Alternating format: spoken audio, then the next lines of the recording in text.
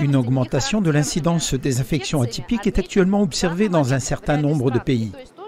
Peut-on dire alors que c'est le résultat d'une aide apportée par des biologistes américains? Eh bien, nous ne pouvons pas dire cela sans discernement. Nous sommes, après tout, des fonctionnaires.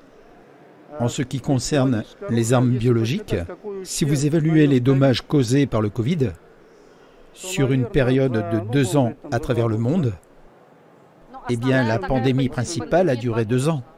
Eh bien, elle ne peut même pas être comparée aux dégâts survenus pendant la Seconde Guerre mondiale. C'est des dizaines de fois plus important.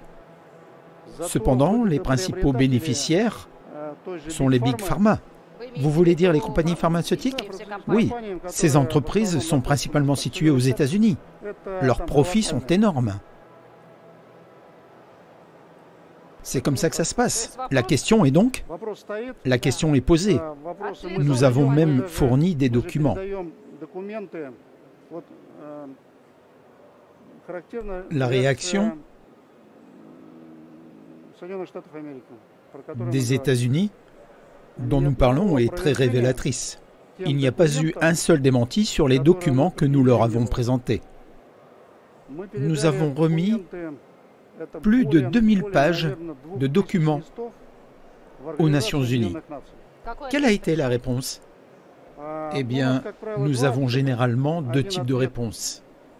L'une de la part des États-Unis d'Amérique, qui est assez standard.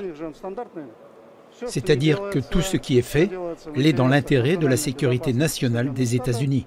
Et nous devons nous fier à eux. Leur faire confiance aveuglément? Oui, une confiance aveugle. Il y a une politique de contrôle biologique global.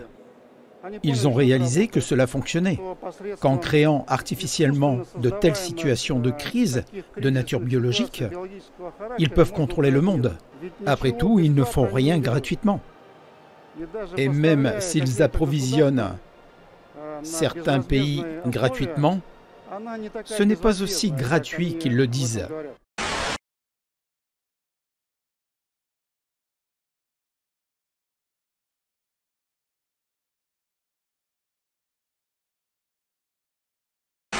Se poser des questions, c'est bien. Ne pas s'en poser, c'est encore mieux.